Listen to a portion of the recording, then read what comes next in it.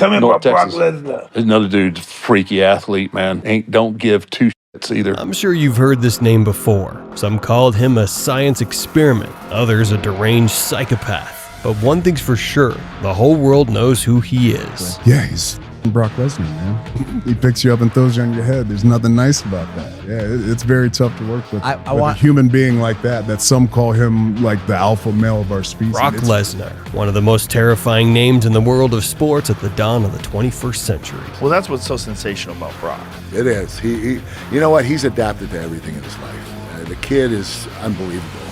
For his size, he's 310 pounds. He's the best athlete I've ever been in a ring with. I mean, he's explosive, he's quick, he's fast, he's strong as hell. Skipping past all the generic background info, I've prepared something special for you. A mix of unique genetics, childhood trauma, and deep psychological scars created a real-life monster, one that even the greatest athletes of his time feared to face. So, sit back, get comfortable, and smash that like button, because I'm about to tell you the chilling reality of what it means to step into the cage with Brock Lesnar. I think that people see the version of Brock that we are presented on WWE, and they have an idea of like Brock. He's this monster. He's this crazy athletic guy. Tell us something about Brock Lesnar that we would be shocked to learn. Brock Lesnar never tries to play a character. He's always unapologetically himself. If he likes you, you'll see a friendly, approachable guy. But if Brock looks at you with anger, you're in serious trouble. Some might say his persona was crafted by WWE writers, that he's just playing a role. And that's fair to a point. But let's hear from one of Brock's closest friends, the man who actually shared a house with him. What you're seeing, that's real. Brock he's not social. He doesn't give a blip.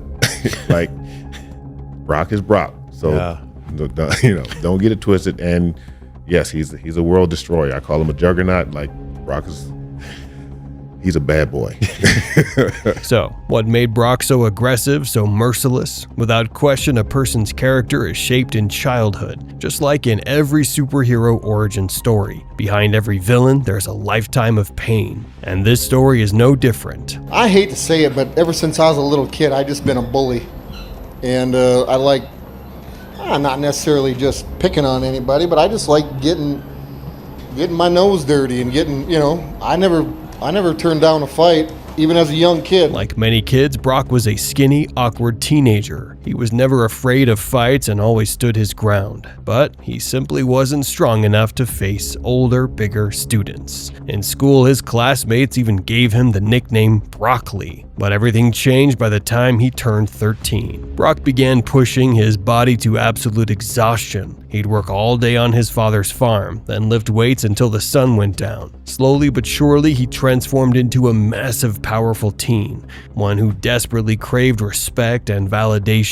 And in America back then, the easiest way to earn respect was physical dominance. Becoming the ultimate high school powerhouse, Brock started getting payback, turning from a victim into a feared troublemaker. As he grew older, he only became more dangerous. His first big brawl and trip to juvenile detention became defining moments in Brock's transformation. After that, he no longer needed to prove anything. He wasn't the source of violence. But if someone pushed his buttons, he would quickly reset them. Everything changed the moment one word entered his life: wrestling. And it's funny because people go, what weight class were you? I was like, heavyweight. And they're like, what weight class was Brock? I'm like, heavyweight. It's like, wait, you were wrestling Brock every day. That explains why both of you guys are so good. Yeah, I mean, that guy is the most impressive athlete I've ever seen. Brock Lesnar's head coach once said that sometimes during training, it was nearly impossible to contain him. It often took 3 or 4 coaches just to pull him off of his sparring partners. Other teenagers from nearby gyms were simply terrified of this unstoppable monster. They would mentally break the moment they saw Lesnar's name on the tournament bracket. While his opponents tried to escape the inevitable, Brock was building his own mindset, one filled with ambition and the mentality of a warrior. Lesnar became the best in his state, and his hunger to dominate his rivals went far beyond any logical limits. Brock is he has like this level of like psychosis to his own. Like he has a different aura to the way he does things. And to me, I was like, oh, this is where we're going. I loved it. So Brock was a true psychopath of competition. You couldn't call him technical or strategic, but his raw primal power earned him the title of a real-life monster. During matches, he didn't care about the concept of competition. All he wanted was to feel his dominance, to overpower, to humiliate, and to assert his superiority over everyone around him. I let it go for the week. The following week, he was in the ring with Big Show, and they were wrestling for real, and Big Show was about 530 pounds at the time. Brock was double-legging him, picking him up and slamming him. I'm like, holy shit, like, I don't know if I could beat this guy, right?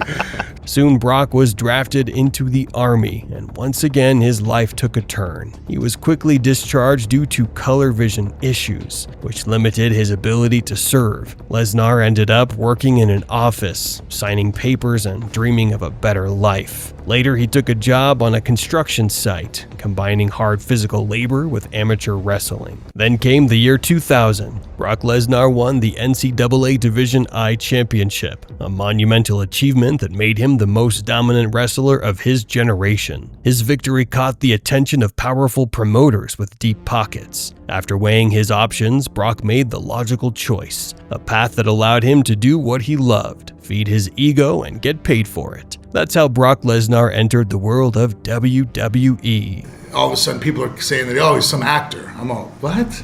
He's not an actor? What are you talking about? Yeah, he went into acting or he went into pro wrestling, but this guy's legitimate, he's a real deal, high-level wrestler here. Come on, man. Since my channel is all about the world of mixed martial arts, I won't dive too deep into Lesnar's WWE career. That promotion has always been surrounded by rumors, scripted matches, corruption, favoritism, but I'm not over here to judge. I'm here to tell the story. What I can't overlook, however, is the massive success Lesnar achieved there. WWE turned him into a global superstar. It was a factory of fame, opening doors for athletes into movies, television, and show business. But unlike most, Brock chose pure professionalism. He lived and breathed competition. Acting and Hollywood fame didn't interest him. He received offers and contracts from all over the world, big money, big exposure, but he remained unmoved. After conquering the world of professional wrestling, Brock saw his next challenge and took it. He decided to test himself in the UFC. And Brock said, I don't want to travel. And he said, I'll just do UFC.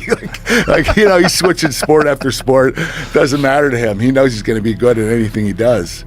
That's incredible. Yeah. Brock Lesnar's popularity was so massive that Dana White signed him to the UFC after just one professional MMA fight. Lesnar had won his debut in K1, and that single victory was enough to get him a UFC contract and a matchup that other fighters had spent years chasing. Right out of the gate, Brock was thrown against one of the top heavyweights in the UFC at the time, and it's easy to see why. Think about it logically. You've got one of the most popular Americans in all of sports, at the absolute peak of his career, with a legitimate chance to become champion. Back then, the UFC was in a period of explosive growth, following the same model boxing had used for decades, and nothing sells better than an American heavyweight champion. A title run by Brock Lesnar meant hundreds of thousands of new pay-per-view buys, just from the US audience alone. Dana White understood the risks, but believed he was making a brilliant move. Reality, however, has a way of disappointing even the best laid plans. Brock made his UFC debut in 2008, facing the dangerous and highly experienced Frank Mir. Mir was at the peak of his career, and while matchmakers believed he wouldn't be able to handle Brock's raw power,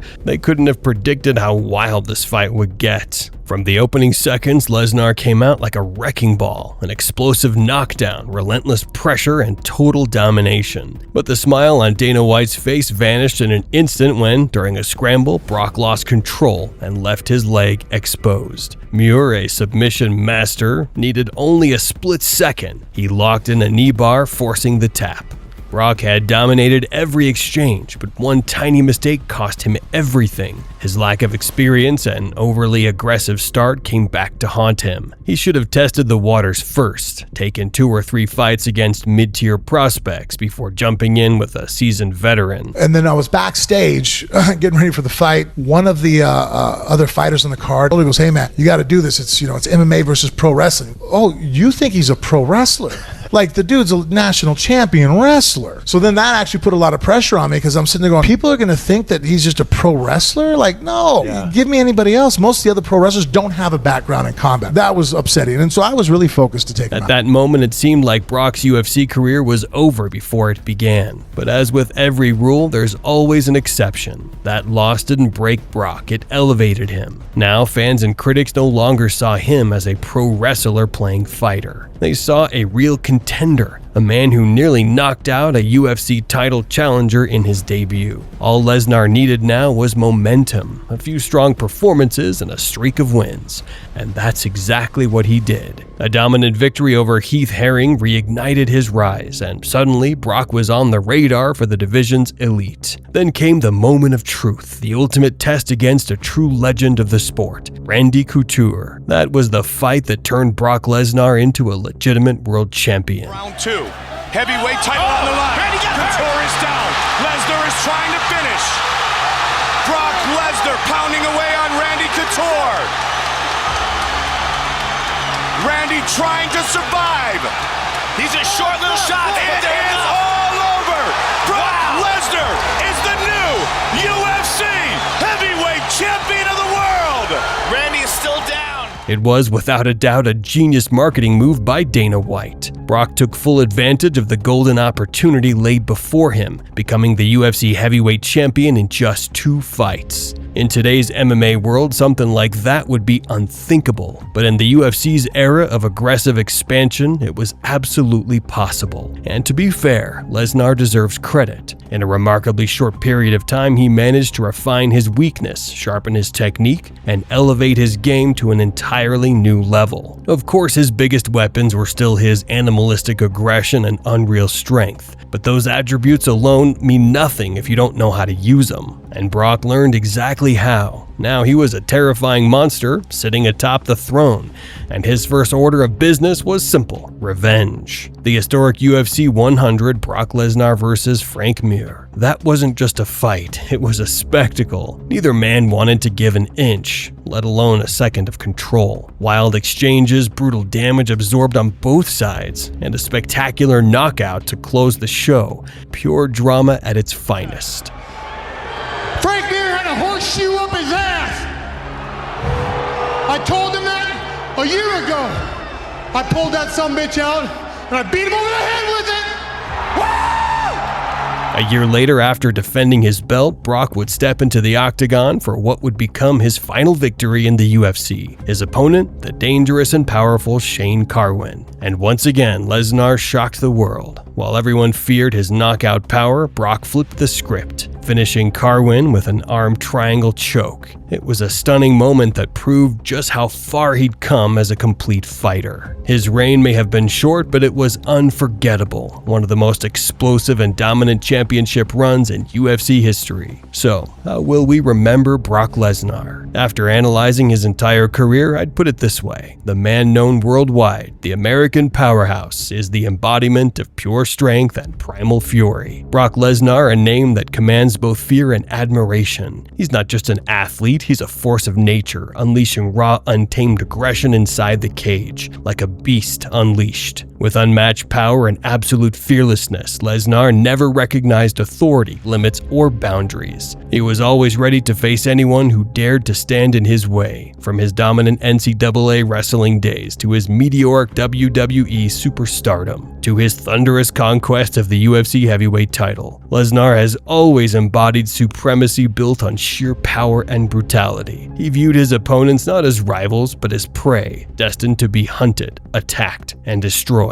Love him or hate him, Brock Lesnar is the living embodiment of a monster made real, a destruction machine that both terrifies and fascinates millions around the globe. His legacy stands as a symbol of fearlessness, strength, and an unbreakable will to win, a legacy that demands respect.